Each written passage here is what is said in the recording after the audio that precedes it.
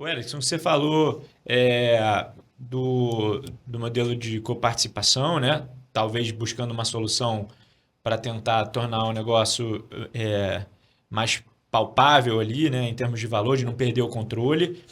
E o que que você acha do modelo verticalizado também, como talvez uma outra solução? E aí, só para quem não souber o que que é, se eu estiver falando alguma besteira, você, por favor, me corrige, mas o modelo verticalizado é quando aquele prestador ele detém toda a rede de serviços, né? Então, ele tem o hospital, ele tem os médicos lá dentro, ele tem a parte de exames, o Laboratório. laboratório, a parte do tratamento. Então, quer dizer, ele consegue controlar toda a cadeia para que ele indique só o que é realmente adequado, porque ele consiga fazer uma gestão e não entrar naquele conflito de interesse, né? É isso mesmo o modelo? Ou você quer falar alguma coisa É, sobre ele? existem várias operadoras assim chamadas verticalizadas. Aham. É, algumas de expressão nacional. Há pouco nós tivemos uma fusão grande aí da Apivida com a Notre Dame Intermédica, que eram duas gigantes e agora ficaram maiores ainda, né? Uhum. E existem outras regionais, né? Você vai ver lá em Campinas, você tem uma regional que tem a sua rede verticalizada, às vezes mais nas cidades do interior. Algumas santas casas têm um plano de saúde, elas oferecem o plano de saúde, mas só interno na própria Santa Casa, enfim. Tem mesmo essas grandes, às vezes, quando elas vão para uma cidade e elas não têm uma quantidade de clientes suficiente, elas credenciam, elas fazem o credenciamento. Mas na grande maioria dessas verticalizadas, assim, 95% dos seus clientes são atendidos dentro das suas redes próprias, dos seus hospitais, das suas clínicas, enfim, com os seus médicos. Eu acho que isso ele foi por muito tempo questionado e ainda é questionado, porque eventualmente pode-se alegar um cerceamento da liberdade do médico de pedir Uhum. determinado exame ou de fazer determinada terapia. Eu não acredito, porque o médico tem essa liberdade de fazer e ele tem que ponderar muito sobre isso, né? Com isso, assim, eu acho que o grande foco das operadoras verticalizadas é tentar coibir o desperdício. Não é Legal. tentar coibir a assistência Uhum. de qualidade, mas tentar coibir o desperdício. Por isso, ser rígido para que ele consiga oferecer a um preço que a população possa Uhum. comprar. Porque se não houver um controle desse desperdício, daqui a pouco vai estar 600, 700, 800 reais a mensalidade e o cliente não pode pagar. Hoje essas operadoras, tem operadoras que vendem a 200, 300 reais, quer Uhum. dizer, é acessível a uma boa parte da população a uma assistência médica digna, né? Então, mas normalmente as verticalizadas são questionadas. Eu acho que tem, obviamente, algumas que a gente tem que dar um olho maior, uma lupa maior, porque podem estar sendo muito rígidas em relação a isso e talvez não permitindo uma assistência médica de melhor qualidade, mas eu acredito que uma assistência médica verticalizada, coibindo custos, coibindo desperdícios, eu acho que ela pode ser bastante interessante. Mas esse modelo também pode ser não só para as verticalizadas, Uhum. porque eu acho que é, a, a educação cada vez mais do nosso médico ele tem que ser importante. Nós temos que levar cada vez mais aos nossos médicos esse conhecimento. E a gente sai, quando a gente faz a faculdade, nessa minha cara, a gente não sabe absolutamente nada sobre gestão. É verdade. Nada. Absolutamente nada. Eu dava aula no oitavo período de medicina de uma faculdade lá em Brasília, dei aula por 14 anos. E chamava Gestão em Negócios de Saúde, para acadêmicos de medicina no oitavo período. Eles adoravam a aula. Uhum. E eles não tinham ideia de quanto era o valor de uma consulta, quanto que eles queriam ganhar. Eu perguntava assim, quanto você quer ganhar por mês? Uhum. Aí eles falaram assim, eu quero ganhar 10 mil reais por mês. Eu falei, 10 mil, e os seus custos da sua vida? Como que você vai pagar? Você vai pagar com esses 10 mil? Você quer ganhar 10 mil líquido ou 10 mil bruto? Como assim? O que é isso? Não, porque você recebe um dinheiro, daí você tem que descontar imposto, aí vai sobrar o líquido, aí você tem que pagar aluguel, tem que pagar não sei o quê. Blá, blá. Ah, então acho que 10 mil não vai dar, vou ter que ganhar mais, vou ter que ganhar 20 mil. Então eu falei, como que você vai ganhar? Quantas consultas tem que fazer? Eles não sabem, a gente não sabe absolutamente Uhum. nada.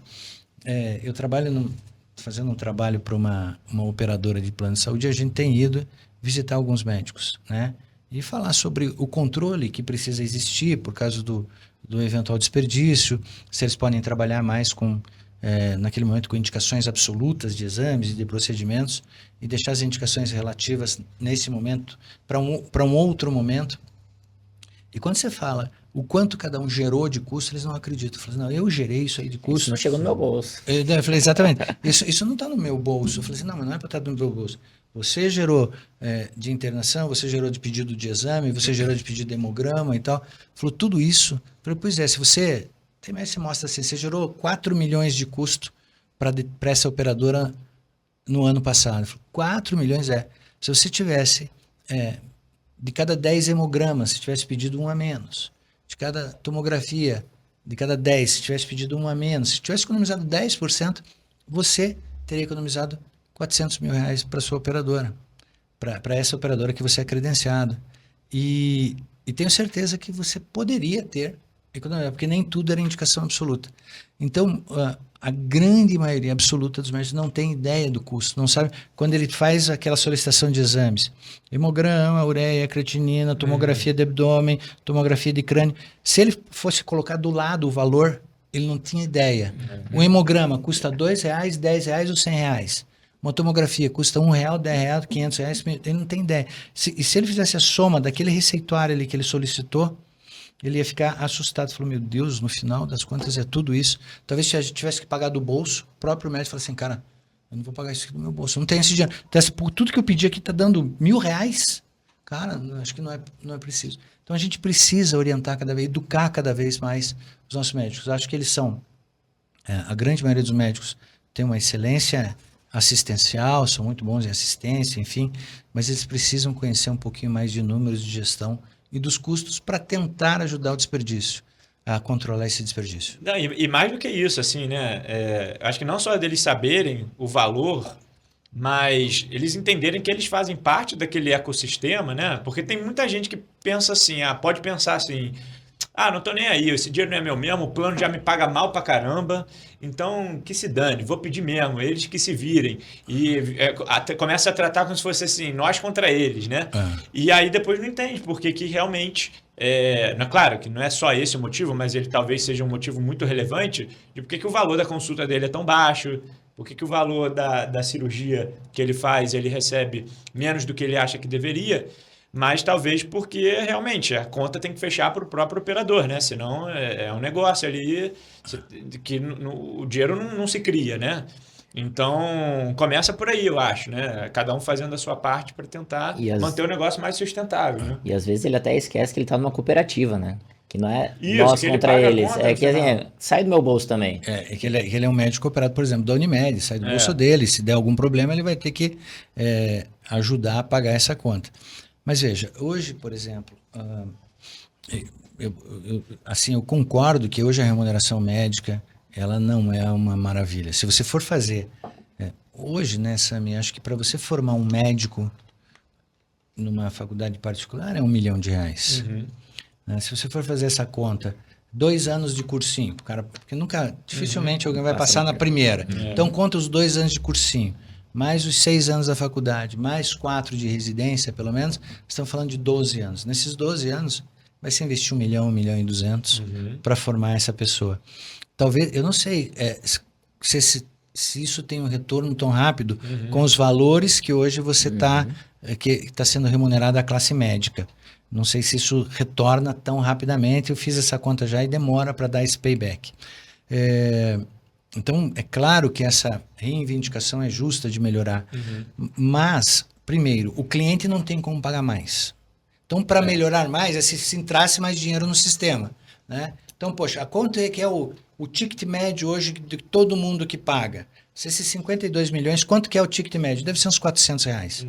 R$400, mais ou menos. Tem gente que paga 200 e pouco, tem gente que paga 3 mil reais. O ticket médio tem em torno de 400, 500 reais. Tem que fazer essa conta, mas eu acho que é 400, 500 reais. Cara, a população já está por aí. Falou assim, dá para aumentar para 1.000? Não dá. Assim, vamos dobrar o honorário do médico? Dá, então tem que dobrar a mensalidade do cliente.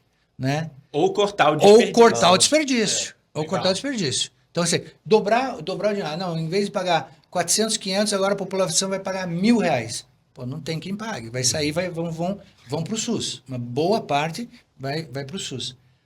Mas então como pode fazer? Cortar o desperdício. Legal. Cortar aquilo que não era necessário, que não vai melhorar em nada o desfecho clínico do paciente. Entendeu? Aí sim, a gente fala assim, opa, começou a sobrar um dinheiro que ia para o lixo, que ia desperdiçar, ou ia para o resultado daquele laboratório, daquela clínica de imagem, enfim. Mas isso acontece, alguém tem que rever esse sistema, né?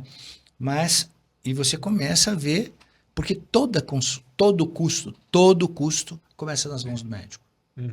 Todo custo começa na mão do médico. Todo custo começa numa consulta médica. Né? Não tem como... mas não é. Começa no paciente que ficou doente. Sim, claro que começou no paciente que ficou doente. Que foi atropelado, que teve um infarto, que precisa operar a vesícula. Claro. Mas começa o custo, a assistência. E o custo começa com o médico. Então, se ele ponderar as solicitações, se ele não desperdiçar... eu acho que nós podemos ter um controle maior desse desperdício. Tem um fator que é importante, né, que a gente precisa ponderar. Hoje, o receio muito grande de processos da justiça, enfim, talvez o médico ele esteja desperdiçando, mas numa tentativa de autoproteção. Medicina defensiva. Uma medicina defensiva. Não, peraí. Apareceu um tumor no cérebro, mas eu pedi a tomografia. Eu pedi a tomografia. E se aparece um tumor nesse cérebro, nessa dor de cabeça, ele não pediu a tomografia? Aí, você foi negligente, você foi não sei o quê, puf, processo. Então, hoje, talvez os médicos estão numa sinuca de bico, estão imprensados, né? Tentando fazer... talvez ele saiba que aquela tomografia não era uma indicação relativa. Não era tão importante que ele podia deixar. Mas e se, eventualmente, tem um tumorzinho pequenininho ali nessa cabeça, e ele não pediu o CT de crânio, deixou passar, e daí vem um processo, vem essas coisas. Então, realmente, hoje, a equação para você solucionar a saúde ela é um pouco mais complexa, e a gente tem cada vez mais estudar, se dedicar muito à gestão disso para ter a solução. Mas, não tenho dúvida que se você não trouxer também o cliente para dentro desse sistema, o paciente para dentro desse sistema, com coparticipação, com tudo, e o médico com essa conscientização, não são gestores de hospitais, gestores de plano de saúde que vão dar conta sozinho. Isso é um time que tem que resolver isso.